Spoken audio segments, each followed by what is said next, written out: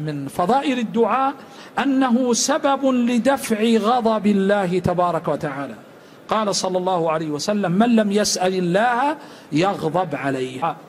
أيضا من فضائل الدعاء أيها الإخوة أنه سبب لرفع البلاء يرفعه. قال صلى الله عليه وسلم: إن الدعاء ينفع مما نزل ومما لم ينزل، فعليكم عباد الله بالدعاء. رواه الترمذي وحسنه. أيضا من فضائل الدعاء أن الداعي في معية الله. قال عليه الصلاة والسلام: يقول الله عز وجل: أنا عند ظن عبدي بي وأنا معه إذا دعاني. نعم، هذه الرواية رواها مسلم. وفي الرواية الأخرى: وأنا معه إذا ذكرني. والدعاء على كل حال هو العبادة وهو الذكر.